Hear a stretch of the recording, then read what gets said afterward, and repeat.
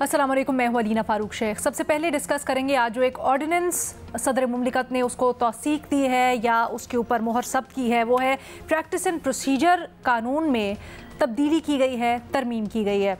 आपके सामने रख देते हैं क्या तब्दीलियाँ की गई हैं। प्रैक्टिस एंड प्रोसीजर के तहत एक जजेस की कमेटी बनाई गई थी, 3 रुकनी कमेटी, जो कि 3 सीनियर मोस्ट जजेस पर मुश्तमिल थी, और वो कौन सा केस किस बेंच के सामने रखना है वो मुशावरत से इख्तियार था कमेटी का। अब उस कमेटी में चेंजेस करके कहा गया है कि चीफ जस्टिस होंगे, सीनियर प्यूनी यानी चीफ जस्टिस के बाद जो सीनियर मोस्ट जज होते हैं वो होंगे, लेकिन जो तीसरा मेंबर है वो चीफ जस्टिस की सवाबदीद होगी कि वो किसको तैनात करते हैं, और वक्तन फ़वक्तन वो चेंज भी कर सकते हैं कि जजेस में से कोई भी अपनी पसंद का जज तीसरे जज के तौर पर उस कमेटी में शामिल करें। दूसरी तब्दीली ये की गई है कि जी 184(3) के सोमोटो के जो केसेस हैं, इससे पहले कि उनके ऊपर समाअत हो सके, ये तहरीरी तौर पर बताना होगा कि ऐसा कौन सा बुनियादी हक या मफाद आमा का मामला है जिसकी बुनियाद पर यह केस सुना जा रहा है या वो हक मुतासिर हुआ है, तो फिर ये केस सुना जाएगा। इसके साथ ये भी पाबंद किया गया सुप्रीम कोर्ट ऑफ पाकिस्तान को कि अब जो मुकदमात आएंगे उनकी समाअत टर्न वाइज होगी, यानी जो मुकदमा पहले आया, पहले दायर हुआ, उसकी समाअत पहले और बाद में आने वालों को फिर बाद में सुना जाएगा। ये भी कहा गया है कि जितने भी मुकदमात या केसेस की समाअत होंगी, जो कार्रवाई चलेगी, प्रोसीडिंग्स होंगी, तमाम तर मामला ट्रांसक्राइब होगा, यानी तमाम तर मामले को लिखा जाएगा, उसकी ट्रांसक्रिप्ट तैयार की जाएगी और वो पब्लिक के लिए अवेलेबल होगी।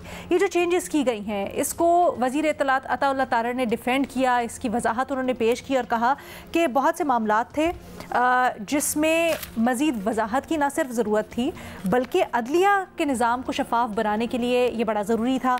एक उन्होंने ये भी कहा कि जैसे जजेस की कमेटी है, कोई जज अगर गैर हाजिर होता था तो बड़ी मुश्किल होती थी केसेस की अलॉटमेंट या केसेस फ़िक्स करने में, उसको फ़िक्स किया गया है।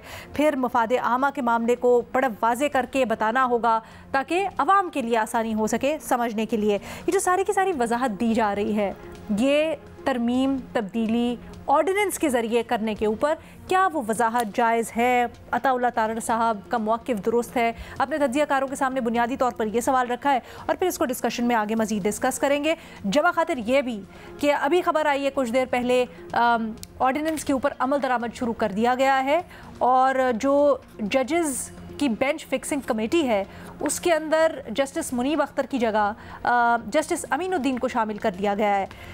अब हमें आज पैनल के ऊपर डिस्कशन के लिए ज्वाइन कर रहे हैं बेनज़ीर शाह साहिबा, फ़खर दुरानी साहब, एजाज़ सैयद साहब और मज़हर अब्बास साहब भी हमारे साथ टेलीफोन लाइन पर शामिल हैं।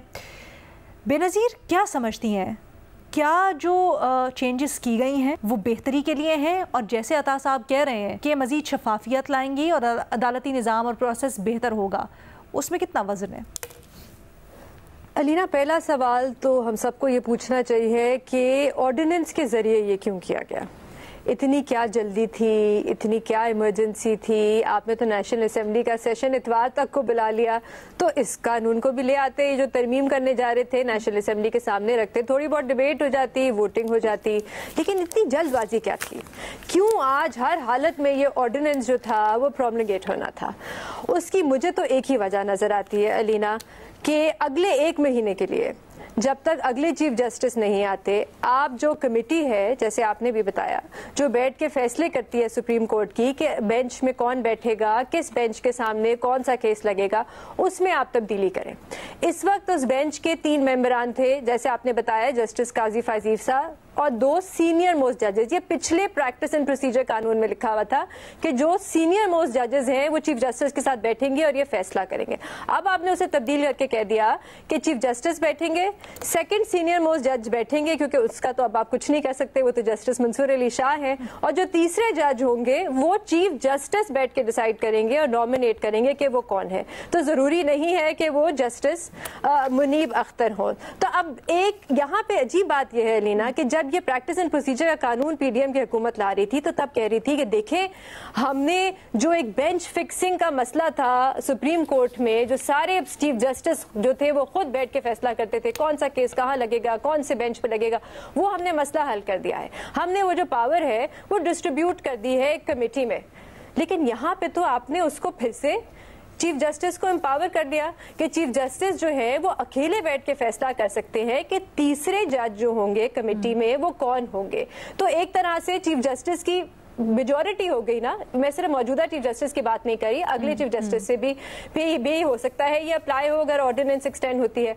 अब आपने ये क्यों किया, इसकी एक वजह अलीना मुझे तो ये लगती है कि 1 महीने के लिए ये कानून, ये ऑर्डिनेंस आप चलाएं, कमेटी में आप तब्दीली करें, उस दौरान आप कोशिश करेंगे कि आईनी तरमीम लाने की आप कोशिश करेंगे ताकि जो अगले चीफ जस्टिस हैं, और अगर आपके नंबर पूरे हो जाते हैं, जैसे इनको रिजर्व सीट के पीटीआई की अगर इनको रिजर्व सीट ये ले लेते हैं तो इनके नंबर पूरे हो जाएंगे, तो फिर अगले चीफ जस्टिस जो है वो ज़रूरी नहीं है जस्टिस मंसूर अली शाह हो, क्योंकि आईनी तरमीम के जो ड्राफ्ट है उसमें लिखा हुआ है कि 3 सीनियर मोस्ट जजेस में से नेशनल असेंबली की जो कमेटी है वो नॉमिनेट करेगी और वजीर आजम को भेजेगी। तो ज़रूरी नहीं है कि जस्टिस मंसूर अली शाह अगले चीफ जस्टिस बने, और अगर वो बन जाते हैं तो उसका भी तोड़ है हुकूमत के पास। वो आईनी तरमीम में कहते हैं कि हम एक कॉन्स्टिट्यूशनल कोर्ट ले आएंगे और सुप्रीम कोर्ट के जो इख्तियारात हैं वो वैसे ही थोड़े बहुत कम हो जाएंगे। तो असल मकसद तो अलीना मुझे यही लग रहा है कि एक तो कमेटी में तब्दीली की जाए कि जैसे हुआ है जस्टिस मुनीब अख्तर साहब को कमेटी से इस वक्त के लिए अभी उनको बाहर कर दिया है, और दूसरा ये कि अभी के लिए एक शॉर्ट टर्म मेजर इस्तेमाल किया जाए इस पे, और बाद में आईनी तरमीम करके इस मसले को हल ही कर दें। सुप्रीम कोर्ट के पावर्स वैसे ही डाइल्यूट कर देंगे। फ़खर, जब ये प्रैक्टिस एंड प्रोसीजर बनाया था, इसी हुकूमत ने बनाया था, तो पीछे थॉट प्रोसेस ये था कि जो चीफ जस्टिस की अजारादारी या उसकी डिक्टेटोरियल पावर्स हैं उनको ख़त्म किया जाए, लेकिन दोबारा से अब तरमीम करके अपनी ही की हुई कानून साजी के ऊपर इन्होंने पानी फेर दिया है। क्या मामला वही है जो बेनज़ीर जिस तरफ इशारा कर रही हैं? अता साहब का मौक़िफ़ गलत है? देखिए अलीना, ये जो अभी ऑर्डिनेंस आया है इसमें 4 बुनियादी जो चीज़ें आपने भी गिनवाई हैं। एक तो यही कि जो बेंच कॉन्स्टिट्यूशन के हवाले से वो उसकी एक उन्होंने हैयत तब्दील कर दी है। दूसरा 184(3) वाला जो है उसमें आपको ये पहले रीज़न्स बतानी होगी कि ये मफाद आमा के लिए किस उसमें है, तो ये भी। और तीसरा जो फिर के जो पहले केसेस होंगे वो पहले सुने जाएंगे, जो नए होंगे वो बाद में सुने जाएंगे।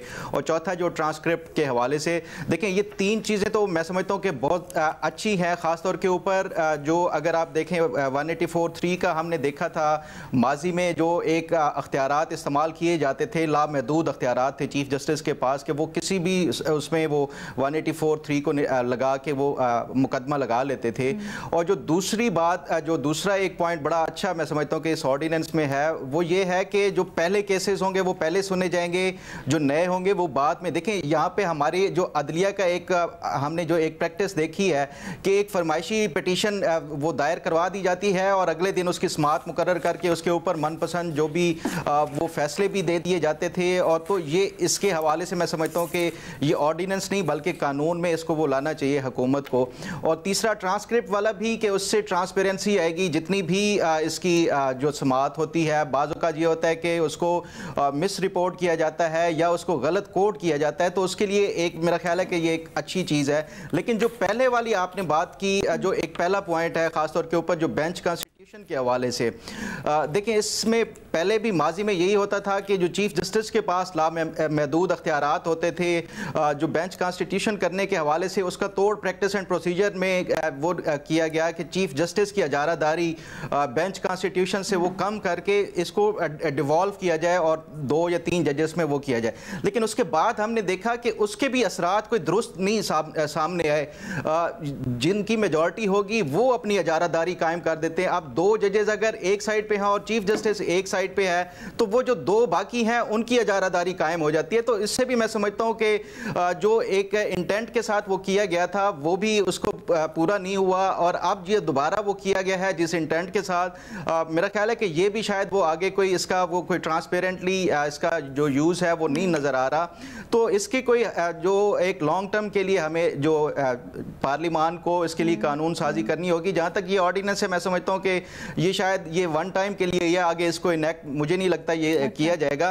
लेकिन ये भी एक हकीकत है कि जो हमारे इदारे हैं उसमें सियासत हो रही है। पहले अगर चीफ जस्टिस अपने अख्तियारात के जरिए बेंच अपनी मर्जी के बनाते थे, तो अब हमने ये भी देखा कि वो रुकावटें खड़ी की जाती हैं। देखें, अगर आप एक जज छुट्टी पे चले जाते हैं तो उसके लिए फिर ये तो नहीं हो सकता कि अदालतें बंद कर दी जाएं या फिर बेंचेस बनाना ही छोड़ दें क्योंकि जज साहब नहीं होंगे, कमेटी पूरी नहीं होगी, तो फिर उसके लिए हम जो है वो साइलिन इस तरह वो करते रहेंगे, मुकदमात का इंतजार करते रहेंगे। तो इसके लिए रेमेडीज हो सकती है, जैसे कल हम बैठे हुए डिस्कस कर रहे थे कि अगला जो सीनियर जज होता उसको लगा देते, ये चीफ जस्टिस की जवाबदीद पे क्यों छोड़ दिया? ये इस बात से मैं बिल्कुल आपसे इतफाक करता हूं कि इसका हुकूमत को इस हवाले से कोई ट्रांसपेरेंट तरीका वो करना चाहिए था कि ये इसमें कोई शेक किस तरह की डाल दें कि अगर कोई कमेटी का एक मेंबर गैर हाजिर है तो फिर जो नेक्स्ट सीनियर मोस्ट हो उसको वो कर दिया जाए। जो चीफ जस्टिस को इन्होंने दे दिया तो वो फिर वही जो पहले प्रैक्टिस एंड प्रोसीजर जिस इंटेंट के साथ वो किया गया था शायद उसको इन्होंने बिल्कुल उसकी नफ़ी कर दी है। ये बात दुरुस्त है, लेकिन फिर हमें वही जो हकीकत है उसका भी वो देखना होगा कि अगर जज नहीं है तो फिर अदालतें तो बंद नहीं की जा सकती, उसका कोई ना कोई हल निकालना जरूरी था। सर उसका हल तो बताया ना मुतवाजी बेनज़ीर। एक बात मुख्तसर देखें, अभी भी मेजॉरिटी से ही फैसले हो सकते हैं ना। हाँ। अभी भी जरूरी नहीं है मुशावरत से, अभी भी दो एक साइड पे जज हो सकते हैं और एक साइड पे हो सकते हैं। तो मुझे नहीं पता कि पहले क्या मुख्तलिफ था और अब क्या मुख्तलिफ है। ऐसा कौन सा कोई बेहतर बेंचेस बन जाएंगे, पहले सही नहीं बन रहे थे। दूसरी बात, ये जो बाकी चीजें हैं इस प्रैक्टिस एंड प्रोसीजर में के तरमीम में, मेरी राय में तो अलीना ये सारी विंडो ड्रेसिंग है जो हमें बता दी जा रही है कि देखें हम ट्रांसपेरेंसी लाना चाह रहे हैं ताकि हम जरा वाह करें हुकूमत की। असल मकसद तो यही है जो पहला क्लॉज है। जैसे आपने देखा आईनी तरमीम में भी उन्होंने आर्टिकल 9 में एनवायरनमेंट डाल दिया और फिर उस पर बार बार बात होती थी कि देखें हमने एनवायरनमेंट डाल दिया सिक्योरिटी और फंडामेंटल राइट्स में, लेकिन जो असल मकसद था वो तो हम सबको पता है। आईनी तरमीम का जो ड्राफ्ट है उसका असल मकसद क्या था। अच्छा, एक चीज़ मेरी एजाज़, हम जब ये बात कर रहे हैं हुकूमत का हमेशा ये नैरेटिव रहता है और पार्लियामेंट ख़ास तौर पे आजकल इसके ऊपर पार्लियामेंट की बालादस्ती, पार्लियामेंटेरियंस के हुकूक ट्रांसग्रेस ना किया जाए एक इदारे से दूसरे इदारे के हुकूक में। लेकिन ये जो ऑर्डिनेंस के ज़रिए आज हुआ है ख़ास तौर पर और पिछले कुछ दिनों से हम देख रहे हैं, क्या ये सेम चीज़ नहीं कर रहे? क्या अभी जैसे अगर फ़खर ने कहा कि डर इसी चीज़ का है कि मेजॉरिटी हो जाएगी 2 की या वहाँ पर, तो who is parliament to decide कि कहाँ पे किसकी मेजॉरिटी नहीं होगी और कहाँ पे किसकी मेजॉरिटी होनी चाहिए? अलीना, पहली बात तो यह है कि एक बहुत बड़ी डिबेट रही है जो आज भी एग्जिस्ट करती है कि क्या पार्लियामेंट बड़ी है या अदलिया बड़ी है। हमने माजी में देखते आए हैं कि जो अदलिया है वो पार्लियामेंट को कंट्रोल करती रही है, बल्कि पार्लियामेंट के अंदर जो ऐवान ज़ेरी हैं उसके सरबराह यानी कि प्राइम मिनिस्टर ऑफ पाकिस्तान को वो रिमूव भी करती रही है। लेकिन यहाँ पर मामला ज़रा एक डिफरेंट सूरत हाल इख्तियार करता जा रहा है। अब सूरत हाल ये है कि अदलिया जो है वो पार्लियामेंट को उतना कंट्रोल कर नहीं रही जितनी कोशिशें पार्लियामेंट की तरफ से अदलिया को कंट्रोल करने की कोशिशें की जा रही हैं। आप देखें आईनी तरमीम जो आई उसका जो कंटेंट है वो 60-70% वो अदलिया के हवाले से है। गो के उसके पीछे और बड़ी वजूहात भी थी, वो एक अलग डिबेट है। लेकिन कंटेंट की अगर हम बात करें, कानून साजी की बात करें, तो वो अदलिया के मुतल्लिक़ था ज़्यादा से ज़्यादा। अब ये ऑर्डिनेंस आ गया है। पहली बात यह है कि ऑर्डिनेंस लाए क्यों जाते हैं? ऑर्डिनेंस इसलिए लाए जाते हैं कि हुकूमत को बाज़ अमूर के ऊपर अर्जेंसी होती है या फिर लेजिस्लेटिव काम जो है उसका बैकलॉग ज़्यादा हो जाता है या फिर जो स्ट्रीमलाइन करना होता है कुछ इश्यूज़ को। लेकिन जब कौमी असम्बली का और सेनेट का इजलास अभी ख़त्म हुआ है, आप इसमें पेश कर सकते थे, आप जो आईनी तरमीम है वो मंजूर नहीं करवा सके। अब आपके जहन में ख्याल आया है कि हम कुछ और छोटे मोटे अरेंजमेंट करें और अदलिया को काबू करने की कोशिश करें। क्या आज पाकिस्तान का जो मसला नंबर 1 है वो अदलिया ही रह गई है? ये नहीं कि अदलिया बड़ी कोई आइडियल है और वो अपने सारे काम कर रही है, लेकिन हुकूमत जिस तरीके से सिर्फ एक ही नुक्ते के ऊपर काम कर रही है उससे तो ऐसा लगता है कि जैसे ऐसे पता लग रहा है कि जिस वक्त जैसा कि इस वक्त पाकिस्तान का जो सबसे बड़ा मसला मईशत भी नहीं है, पाकिस्तान का सबसे बड़ा मसला टेररिज्म और अनरेस्ट भी नहीं है। पाकिस्तान का सबसे बड़ा मसला 2 सूबों में जो अमन आमा की मखदूज सूरत वो भी नहीं है। लेकिन पाकिस्तान का सबसे बड़ा मसला अदलिया है और अदलिया के जजेस को कंट्रोल करना है। तो ये जो ऑर्डिनेंस लाया गया है, मुझे तो ख़तरा ये है कि ये इस ऑर्डिनेंस के पीछे कोई कहानी है, कोई अर्जेंट केसेस आ सकते हैं या कोई ऐसे मामलात अभी आने वाले हैं जिस पे शायद हुकूमत चाहती है कि जो बेंच बने या ये जो कमेटी बने उसमें शायद हुकूमत को इन्फ्लुएंस कर सके। तो मुझे ये जो तरमीम लग रही है ऑर्डिनेंस के ज़रिए, ये खाली ये तरमीम बज़ाहिर इसको मत देखें। सवाल ये पैदा करने की या इसकी तहकीक करने की मेरे ख्याल में ज़रूरत है कि ये ऑर्डिनेंस के लिए ज़रिए अभी फौरी क्यों लाया गया। ये इसकी जो टाइमिंग है वो बड़ी अहम है। तो मुझे लगता है ये है कि जो हुकूमत है वो अदलिया को कंट्रोल करने के लिए अटमोस्ट कोशिश कर रही है और उसी अटेम्प्ट की कोशिशों में से एक कोशिश ये भी है।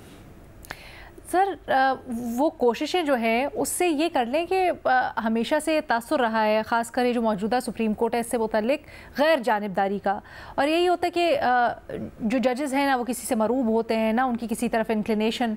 तो हुकूमत अगर कर भी लेगी तो उसको क्या बेनिफिट होगा आपके ख्याल में? देखिए, हुकूमत अभी तक तो कोशिशें सारी कर रही हैं। क्या हुकूमत की सारी कोशिशें नतीजा के साबित हो सकी हैं? अभी तक तो साबित नहीं हो सकी।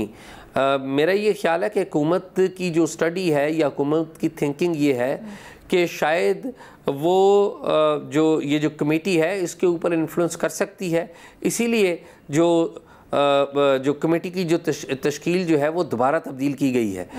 कानून साजी जो है वो एक बड़ा संजीदा अमल होता है। इसके लिए पार्लियामेंट के अंदर पूरी डिबेट होती है, फिर मुतलका कमेटियों में जाता है, वहाँ पर क्लास बाय क्लास उसके ऊपर डिबेट होती है, फिर वापस ईवान के अंदर आता है, दोनों ईवानों के अंदर आता है और वापस उसके ऊपर डिबेट भी होती है। लेकिन अनफॉर्चुनेटली हमारे यहाँ ये जो डिबेट का आंसर है वो शायद ख़त्म होता जा रहा है। आप देखिए, आईनी तरमीम जिस तरह से मंजूर करने की कोशिश की गई कि आखिरी वक्त तक आईनी जो तरमीम का ड्राफ्ट ही किसी के पास नहीं था और मेरी इतलात के मुताबिक अभी भी उसका मुकम्मल ड्राफ्ट सामने नहीं आया। और इसी तरह ये कानून साजी अभी की जा रही है ऑर्डिनेंस के ज़रिए।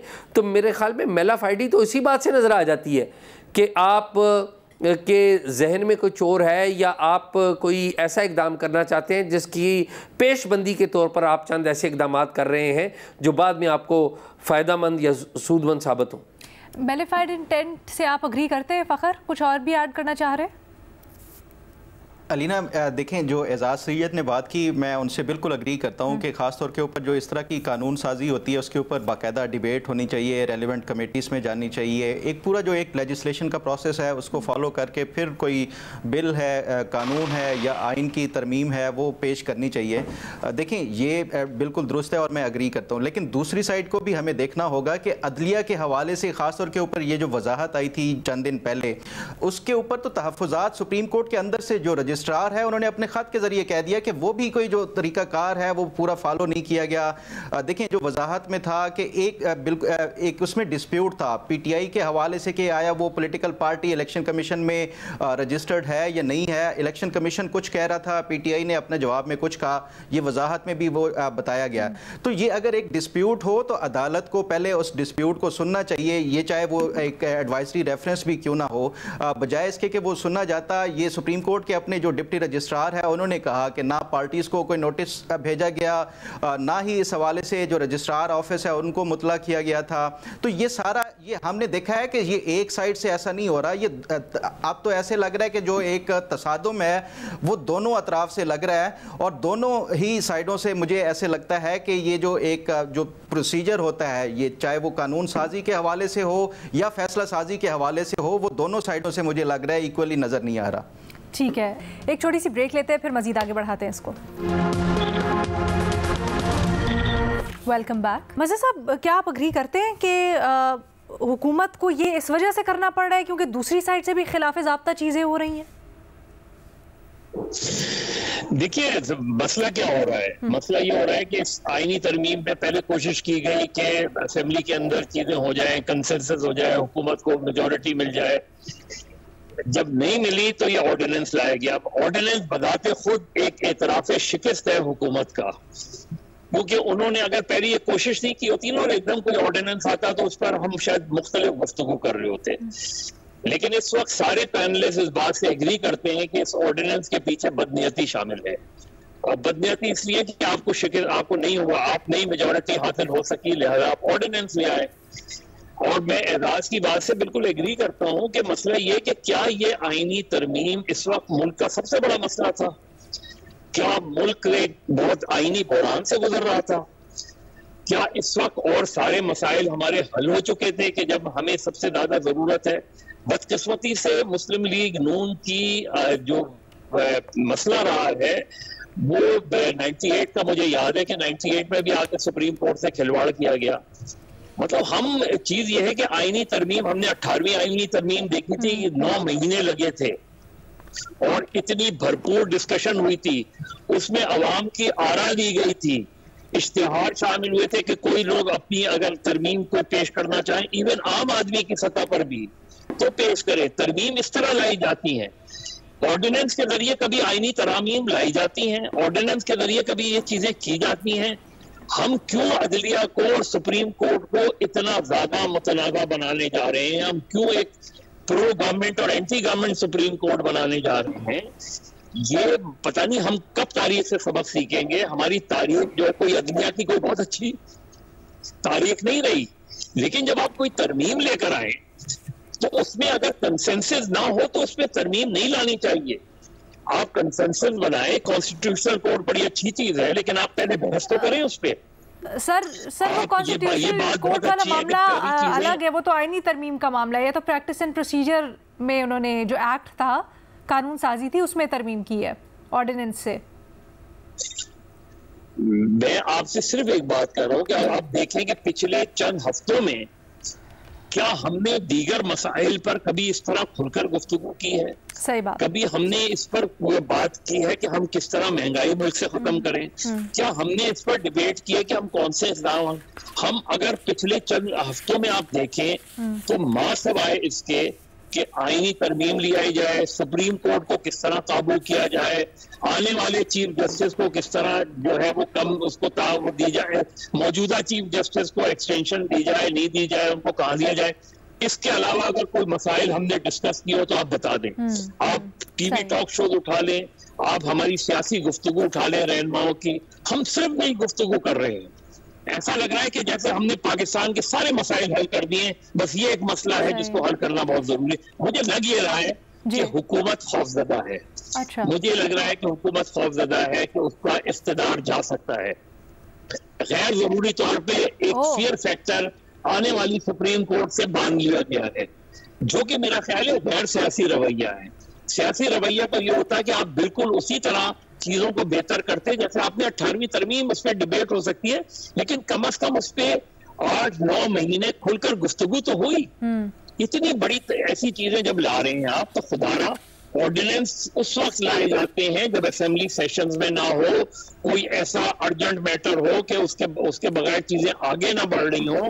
इस तरह से ऑर्डिनेंस लाना हुकूमत की बदनीयती जाहिर करता है। बेनज़ीर फ़खर ने दलील रखी है, नुक्ता आगे रखा है कि अगर अदालत की जानिब से भी कुछ खिलाफ ज़ाब्ता चीज़ें हो रही हैं जो बड़ी एविडेंटली नज़र आ रही हैं, तो उसके जवाब में अगर हुकूमत कानून साजी कर रही है या उसका जवाब इस तरीके से दे रही है तो उसके पास और कोई चारा नहीं है इसके अलावा, और क्या करे वो फिर? ये कैसा हाल है अलीना? मुझे तो समझ नहीं आया कि ये क्या हाल है। इससे क्या कौन से मसले हल हो जाएंगे, कौन से ऐसे केसेस हैं? देखिए इस वक्त अभी बात हो रही थी कि ऐसे कौन से केसेस हैं जो हुकूमत के लिए बड़े अहम हैं। मेरी राय में तो 2 केसेस हैं जो आर्टिकल 184(3) के तहत जो है, एक जो अभी शायद लगा नहीं है सुप्रीम कोर्ट में, वो इलेक्शन के हवाले से इमरान खान साहब की पिटिशन है, दूसरा जो मिलिट्री कोर्ट्स के हवाले से है। तो ये उसका हल कैसे है? जो 3rd सीनियर मोस्ट जज है सुप्रीम कोर्ट के, आपको अच्छे लगे या बुरे लगे, वो हैं 3rd सीनियर मोस्ट जज, उनको आप एक ऐसी कमेटी से बाहर कर दें जो फैसले करता है कि बेंचेस कौन बनाएगा, बेंचेस में कौन बैठेंगे, कौन से केसेस उनके सामने लगेंगे, उनकी राय शामिल करना क्या ज़रूरी नहीं है? फ़खर, देखें अलीना, दो बातें। एक तो जो बेनज़ीर ने कहा, अगर जज साहब छुट्टी पे होते हैं तो इसमें फिर ये तो नहीं कर सकते कि अदालतें बंद हो जाएं या बेंच बनाना ही छोड़ दें कि जब वो वापस आ जाएं छुट्टी पे तो तभी ये बेंच बनाए जाएं। और भी बहुत तरीका हो सकता है। आप जज से कहें, आप नॉमिनेट कर दें किसी और को कि वो आपकी जगह बैठ जाएं जितनी देर आप छुट्टी पे। क्या वो छुट्टी पे नहीं, वो फिर जज देखें बेनज़ीर जज फिर नहीं कर सकता। फिर जो आप इदारे के सरबराह हैं उसकी सवाबदीद होनी चाहिए, जो होता है हमेशा वो करे फिर के नॉमिनेट कर दी।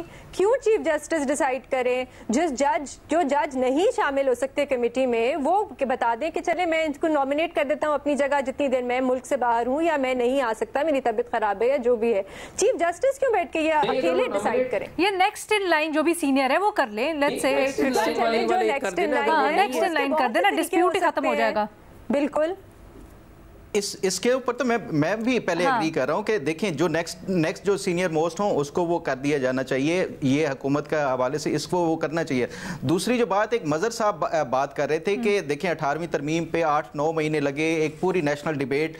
मैं कल कमर जमान कायरा साहब की बात सुन रहा था, वो कह रहे हैं 9 महीने इसके ऊपर जो एक कमेटी थी वो बंद कमरे में बैठती थी, उस पर क्या डिस्कशन हो रही है। वो कहते हैं मैं उस टाइम इंफॉर्मेशन मिनिस्टर था, मैंने पूरी कोशिश की 9 महीने कि मुझे पता चल सके कि आईनी तरमीम में क्या आ रहा है, कुछ नहीं पता चला था। तो ये इस तरह जो आईनी तरमीम में अगर हम इस तरह का वो डिबेट वो कहते हैं कि वो शुरू हो जाए तो फिर वो तरमीम कभी हो ही नहीं सकती, वो कंट्रोवर्शियल हो सकती है। एक छोटी सी बात, 18वीं तरमीम 9 महीने इसके ऊपर काम हुआ, उसके बाद एक सिर्फ फैसला अदालत की तरफ से आया और वो पूरे 9 महीने वाले काम के ऊपर 19वीं तरमीम अदलिया ने ज़बरदस्ती करवा दी थी। तो ये नहीं आप जो मदर साहब कह रहे हैं पार्लियामान को कि इस तरह आईनी तरमीमें नहीं आती, दूसरी साइड से भी आईनी तरमीमें करा दी जाती हैं। तो ये आप सिर्फ पार्लियामान को जो मुंतखब इदारे हैं जिनका काम लेजिस्लेशन या कानून साजी है उसको मुरद इल्ज़ाम ठहराने के जो दूसरी साइड है, आप उनको भी देखना होगा कि वो वहाँ से क्या रिएक्शन आता है। 18वीं के बाद 19वीं तरमीम कैसे आई थी, ये उस हवाले से ये एक तारीख का हिस्सा है। मैं अर्ज करूं इसमें जी एजाज, फ़खर भाई ने जो आर्ग्यूमेंट दिया है और फ़खर भाई का आर्ग्यूमेंट मुसलसल एक है कि जी अदलिया जो है वो बुनियादी मसला है और अदलिया जो है वो अदलियाई तरामीम भी करवा देती है, अदलिया जो चीज़ें वो चलने नहीं देती। अब मामला ये है कि पार्लियामेंट से अदलिया अगर ताकतवर है तो फिर पार्लियामेंट को मेरे ख्याल में घर चला जाना चाहिए। पार्लियामेंट को तो असर्ट करना चाहिए था। अगर अदलिया ने अगली तरमीम करवा दी थी तो किसने पार्लियामेंट को रोका था कि वो असर्ट करता? किसी ने नहीं रोका था। मामला ये है कि जब आपकी नीयत में फतूर हो, जब आपकी नीयत में बेईमानी हो तो फिर आप किसी जगह स्टैंड नहीं ले सकते। अदलिया के जो लोग हैं वो कोई आइडियल लोग नहीं हैं, बिल्कुल मसाइल हैं वहाँ पर, लेकिन मसला ये है कि हमारी हुकूमतों के जो लोग हैं वो उनसे ज़्यादा वर्स हैं। जब हुकूमतों ने किसी मामले के ऊपर कानून साजी करनी हो और बकौल हमारे भाई के कि ये तो अदलिया की तरफ से मसाइल है, मुझे ये बताएं कि क्या हुकूमत को किसने कहा था कि अगर आईनी तरमीम करनी थी तो उसका ड्राफ्ट पब्लिक ना करे? यानी कि जिन लोगों ने उस ड्राफ्ट के ऊपर कानून साजी करनी है उनके पास आखिरी वक्त तक उस ड्राफ्ट की कॉपी नहीं थी। 3 जमातों के पास वो कॉपी आई, एक हुक्मरान मुस्लिम लीग नून के पास, दूसरी बिलावल भुट्टो साहब के पास और तीसरी मौलाना फजलुर रहमान साहब के पास। और बाज़ लोगों का तो ये कहना है कि उनके पास भी पूरी कॉपी नहीं थी, वो भी बुनियादी तौर पे इनिशियली उनको ब्रीफिंग दी गई थी और वो जाके बाकी वो ब्रीफिंग के ऊपर इन्हिसार करते रहे। अब मुझे ये बताएं कि अगर आपने छुपा के यानी कि चोरों की तरह आइन साजी करनी है, कानून साजी करनी है, तो इसका मतलब है देयर इज सम प्रॉब्लम। और प्रॉब्लम क्या है? प्रॉब्लम बड़ी वाज़ेह है कि आपकी हुकूमत की जो स्टीयरिंग है वो आपके अपने हाथ में नहीं है। आप बज़ाहिर लगते तो ये हैं कि आप स्टीयरिंग चला रहे हैं, लेकिन बज़ाहिर नज़र तो ये आ रहा है कि स्टीयरिंग पे आप बैठे हुए हैं, लेकिन एक्चुअली आपके साथ की नशिस्त पे स्टीयरिंग भी है, गियर भी है, आपका भी, गाड़ी का भी, और उसके पास रेस का पैडल भी है, और क्लच और ब्रेकें भी है उसके पास। अच्छा। नजर आप आ रहे हैं, चला कोई और रहा है। तो जब आप बेईमानी नजर आती है, आपकी मेलाफाइडी आपकी नजर आती है, तो ये जो जज साहिबान है, जो मैं अगेन कहता हूं कि ये कोई इतने आइडियल नहीं है, वो आपकी मेलाफाइडी को पॉइंट आउट करते हैं, और फिर मीडिया जो है वो भी आ जाता है। सर, आपको जो आर्ग्यूमेंट है ना, तनकीद कर देता है। आपको जो आर्ग्यूमेंट है, इसको मैं सवाल के तौर पे फ़खर के पास लेके जाऊंगी। Fakhar, please as short as possible इसका जवाब देने की कोशिश कीजिएगा। अगर जैसे आप कह रहे हैं कि सहूलतकारी, अगर आप ऐसे कहते हैं कि सहूलतकारी की जा रही है, तो फिर सवाल सिर्फ इतना सा है कि जो जहाँ से प्रॉब्लम है उनको डील करने देना, पार्लियामेंटेरियंस दरमियान में क्यों कूद के अपने आप को ख़राब कर रहे हैं? अलीना, दो बातें। पहली बात, जो 18वीं तरमीम के बाद 19वीं वाली जो एजाज सैयद साहब ने कही है, देखें उस पर ये कह रहे हैं कि पार्लियामान को उस टाइम स्टैंड लेना चाहिए था। ये जो पार्लियामानी कमेटी बराए जजेस तैनाती थी, उसने बाकायदा स्टैंड लिया था और उन्होंने कहा था कि हम नहीं करेंगे। राजा जफरुल हक साहब की सरबराही में उस कमेटी ने जाके उस टाइम जो चीफ जस्टिस थे जाके मिले भी थे और ये कहा था कि इस तरमीम 18वीं जो तरमीम है आइन के तहत ये उनका इस्तेकाक है, ये 3/4 से वो किसी भी नाम को रद्द कर सकते हैं। लेकिन उसके बावजूद उस टाइम जो चीफ जस्टिस थे उन्होंने एक फैसले के जरिए जो है वो आईनी तरमीम के लिए वो कर दिया था। तो वो ऐसा नहीं है कि पार्लियामान जो है वो स्टैंड नहीं लेती। और जो दूसरी बात है कि ये जो इसको चोरों की तरह छुपाया क्यों जा रहा है, मैंने पहले बताया कि 18वीं तरमीम भी इसी तरह 9 महीने काम होता रहा। पार्टी के बाकी जितने भी लोग थे जिन्होंने वोट करना था, किसी को नहीं पता था कि क्या हो रहा है। अब अगर इस तरमीम के हवाले से बात की जाए, देखें मई में ये जो लॉ मिनिस्टर थे, अप्रैल में उन्होंने अनाउंस किया कि वो कोई अदलिया की जो जुडिशल रिफॉर्म या जुडिशल पैकेज ला रहे हैं। अब ये बात साथ जब सामने आई तो उसके बाद हमने देखा कि वो एक जो 6 मई को फैसला आ गया, मखसूस नशिस्तें ख़त्म कर दी गई। 13 मई को इलेक्शन कमीशन जो है वो उसको डी नोटिफाई कर देता है, जो मखसूस नशिस्तें थी 2/3 मेजॉरिटी खत्म हो जाती है। तो ये हमें फिर पूरे कॉन्टेक्स्ट को या बिगर पिक्चर है उसको भी दिखाना होगा कि जब ये पहले अनाउंस किया गया था, हुकूमत ने खामोशी से नहीं किया था, बाकायदा जजेस को जुडिशल कमीशन में बताया था कि हम 175 में ये तरमीम लाना चाह रहे हैं, पार्लियामान का जो रोल है उसको हम बढ़ाना चाह रहे हैं क्योंकि रबर स्टैंप है। तो ये सारी चीजें, ऐसा नहीं है कि ये सारा खुफिया हुआ। जो बाकी जो जब ड्राफ्ट के ऊपर काम होता है, ये नहीं होता कि एक मेंबर के पास जाके उसके ऊपर। अच्छा चले, बेनजीर पहले सवाल कर ले। अगर बेनजीर मुझे एक ब्रेक की इजाजत दें, अगर तो जी आप just hold on to that thought, एक छोटी सी ब्रेक की इजाजत दें। ब्रेक के बाद वापस आते हैं। बड़ी दिलचस्प बात कही है फ़खर ने, इसको जरा आगे बढ़ाते हैं एक ब्रेक के बाद। प्रैक्टिस एंड प्रोसीजर ऑर्डिनेंस जारी कर दिया गया, इसी के ऊपर हम डिस्कशन कर रहे हैं। बेनजीर, ब्रेक से पहले आप कुछ ऐड करना चाहती थी या जवाब देना चाहती थी फ़खर के आर्गुमेंट? अलीना, फ़खर की ये बात ठीक है कि 18वीं तरमीम का जो मामला हुआ था तो पार्लियामेंट में डिबेट नहीं हुई थी, होनी चाहिए थी, काफ़ी खुफिया रखा गया था, लेकिन एक प्रोसेस के तहत चीज़ें हुई थी। ठीक है, वो प्रोसेस में आप तनकीद कर सकते हैं, ऐसा होना चाहिए था, ऐसा नहीं होना चाहिए था, बट एक तकरीबन 1 साल का प्रोसेस था। एक कमेटी बनी, उसके चेयरमैन थे रजा रब्बानी साहब, आवाम से सजेशंस मंगवाई गई, आप बताएं आईनी तरमीम में क्या क्या चीज़ें होनी चाहिए। सब सियासी जमातों से कहा आप अपना वर्किंग पेपर जमा कराएं। 77 कमेटी की मीटिंग्स हुई, 400 घंटों से ज्यादा डिलिबरेशंस हुई। 1 साल बाद जाके आपने एक ड्राफ्ट प्रिपेयर किया और आपने असेंबली में रखा। अभी इस वक्त क्या हो रहा है, एजाज की बात बिल्कुल दुरुस्त है। मैं उस दिन कामरान मुर्तजा साहब को सुन रही थी ARY पे, और वो बता रहे थे कि जो उनको आईनी तरमीम का जो भेजा गया, ड्राफ्ट भेजा गया, उसमें ऐसी ऐसी चीजें थी अलीना, जो ड्राफ्ट इस वक्त सर्कुलेट कर रहा है मीडिया में, उसमें वो चीजें नहीं है।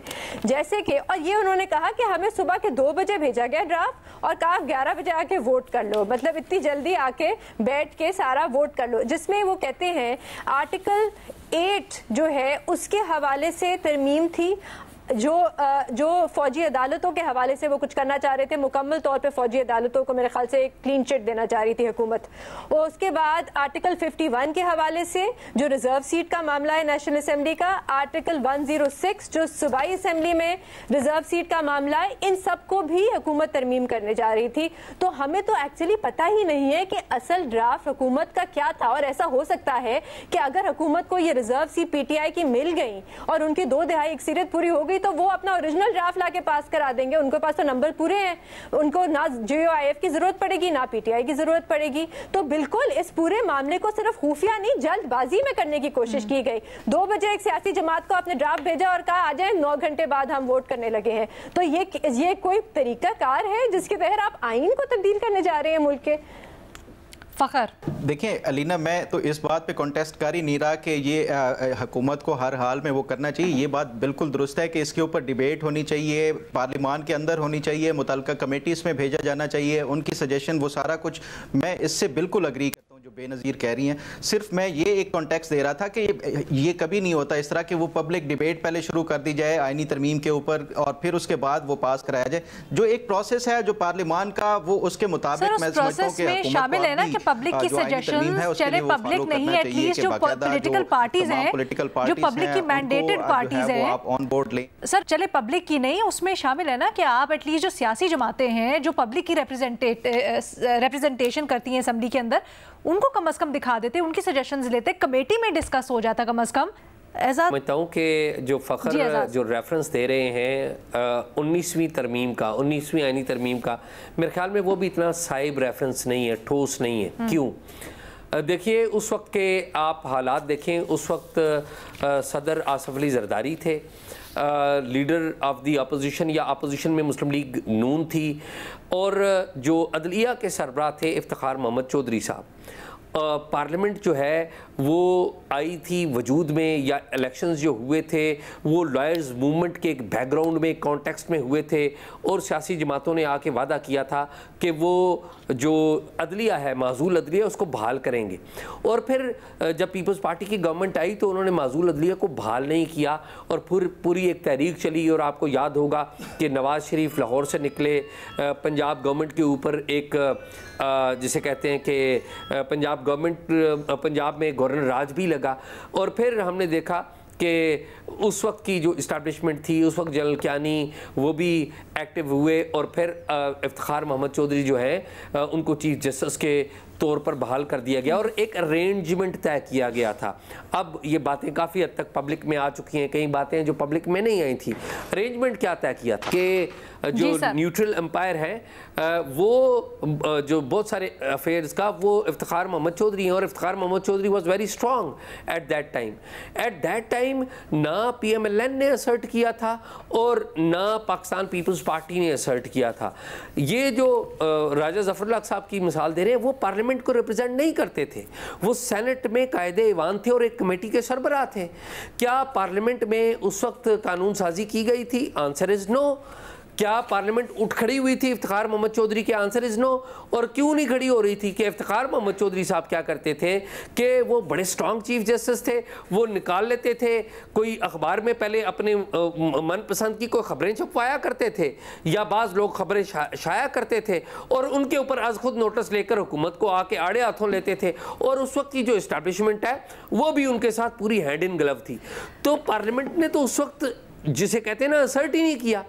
अब यहाँ पर आप आ जाएं कि उस वक्त 2008 के इंतखाबात जो हुए थे वो हुए थे इस सूरत हाल में कि एक मुल्क के ऊपर एक डिक्टेटरशिप का साया था।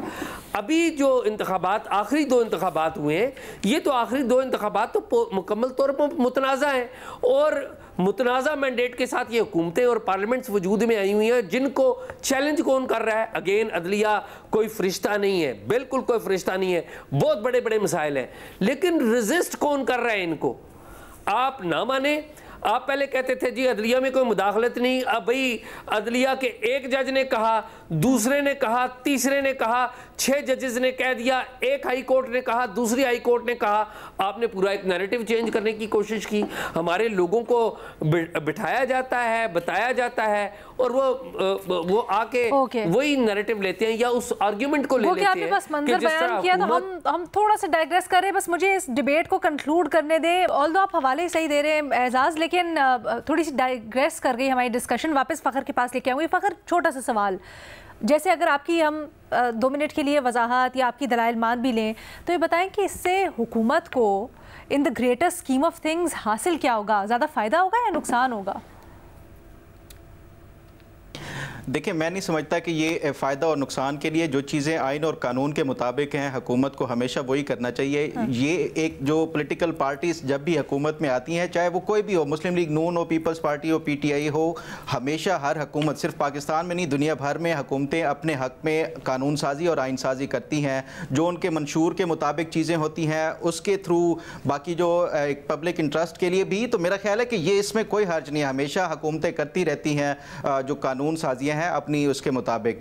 तो मैं नहीं समझता कि ये हुकूमत सिर्फ यही देख के कि अदलिया को कंट्रोल करने के लिए है। अगर कोई चीज़ बाकी कोई बैकलॉग देखें, केसेस हैं 20-20 सालों से भी केसेस पेंडिंग पड़े हैं। अगर ये हुकूमत इसमें एक कानून साजी कर रही है कि पहले वो केसेस सुने जाएं जो पहले जो पुराने पड़े हैं, बजाय इसके कि आप कल रात को एक फरमाइशी पटिशन दायर करवाएं और सुबह उसको सुनना शुरू कर दें और हफ्तों उस पर लग जाएं और जो आम साइलिन है वो इस तरह वो रुलते रहें। तो ये हुकूमतें हमेशा करती हैं कानून साजी, इसमें मैं नहीं समझता कि कोई हर्ज है। बाकी मेलाफाइडी के हवाले से वो जब कोई इसके ऊपर कोई सामने आती है, कोई चीज़ जाहिर होती है, तो फिर उसके ऊपर हमेशा से हम बात भी करते हैं, उसको पॉइंट आउट और हाईलाइट भी करते हैं। लेकिन ये नहीं कि आप शुरू में ही कि कोई कानून साजी शुरू हो और उसके ऊपर आप क्वेश्चन रेज करना शुरू। अभी तक आपको कोई मैलिफाइड इंटेंट नहीं नजर आ रही इसमें? सिर्फ इसमें जो बेंच कॉन्स्टिट्यूशन के हवाले से मैं समझता हूँ कि मेलाफाइडी की बजाय ये है कि शायद ये हुकूमत चाहती है कि कोई, जिस तरह बेनज़ीर ने भी पॉइंट आउट किया कि 2-3 ऐसे केसेस हैं, शायद हुकूमत ये चाहती है कि उनको जल्दी से वो किया जाए, सुना जाए। ख़ासतौर के ऊपर जो 63(1)A वाला जो था एक केस या 2 केसेस जो बेनज़ीर ने हाईलाइट किए, शायद उसके हवाले से हुकूमत चाह रही हो कि ये बेंच कॉन्स्टिट्यूशन, अगर जज साहब एक छुट्टी पर हैं तो वो ये ना हो कि वो पेंडिंग रहे इस तरह के मामलात, तो उस सूरत में वो हो सकता है। अदरवाइज मैं नहीं समझता कि इसमें कोई मेलाफाइडी, बाकी खास तौर के ऊपर जो बाकी 3 शिकें जिसका मैंने पहले शुरू में जिक्र किया, वो बहुत ज़्यादा अच्छी हैं। मज़हर अब्बास साहब, कंक्लूडिंग रिमार्क सर। देखिए अलीना, अभी फखर और एजाज ये सारे लोग अभी बात कर रहे थे, मैं सुन रहा था गुफ्तगू। देखिए, और कभी भी कोई तरमीम, आईनी तरमीम अगर आप ऑर्डिनेंस के जरिए ला रहे हैं तो इसका मतलब यह है कि पार्लियामेंट से आपको वो मंजूरी में दुश्वारी पेश आ रही है। उसके क्या माने होते हैं? उसके माने ये होते हैं कि पार्लियामेंट का एतमाद नहीं है इस चीज पर, पार्लियामेंट में इस पर कंसेंसस नहीं है। तो एक ऐसी तरमीम आप क्यों लाना चाह रहे हैं जिससे, क्योंकि पार्लियामेंट की सुप्रीमेसी की बात की जाती है, जमहूरी रवायात की बात की जाती है। तो अगर जमहूरी रवायात में पार्लियामेंट ऑन बोर्ड नहीं है, पार्लियामेंट उसे मंजूर करने को तैयार नहीं है, तो ऐसी तरमीम क्यों ला रहे हैं? दूसरी अभी फकर बात कर रहे थे कि 18-18, 20-20 साल केसेस पड़े रहते हैं। बिल्कुल ठीक है, लेकिन कहां पड़े रहते हैं? Session courts, civil courts, high courts, उनके लिए कुछ किया गया? इस तरमीम में वो कहां है? हाई कोर्ट में केसेस 15-15 साल पड़े रहते हैं। डैनियल पाल का केस 20 साल पड़ा रहा, वो किधर है? क्या आपने हाई कोर्ट के लिए प्रोसीजर बनाया? क्या आपने सेशन कोर्ट और सिविल कोर्ट के लिए प्रोसीजर बनाया? अगर सुप्रीम कोर्ट के लिए सिर्फ बना रहे, इसका मतलब है बदनीयती है, इसका मतलब है आपको अपने इक़्तिदार खतरे में नजर आ रहा है। इसका मतलब यह है कि यूनानिमस नहीं हो रही बात, आपके अपने इत्तेहादी ऑन बोर्ड उस तरह नहीं है। आप गए मौलाना फजल रहमान के पास, उन्होंने मुस्तरद कर दिया। सही है सर। तो जब पार्टियां मुस्तरद कर रही हैं तो इसको डिले कर दें, ऑर्डिनेंस के जरिए लाने के बजाय थोड़ा और कंसेंसस बनाएं, गुफ्तगू का आगाज करें, फिर लेकर आए ताकि वो पायदार तरमीम हो। जी सर, ठीक है। बहरहाल फ़खर अपने मौक़िफ़ के ऊपर कायम हैं, वो समझते हैं अता तारर साहब जो वजाहत कर रहे हैं प्रैक्टिस एंड प्रोसीजर में तरमीम की, वो एक तरह से जायज़ है और उसके पीछे कोई बदनीयती हुकूमत की शामिल नहीं है। हमारे बाकी तीनों एनालिस्ट इससे डिसएग्री करते हैं। आज के प्रोग्राम से इतना ही। अल्लाह हाफ़िज़।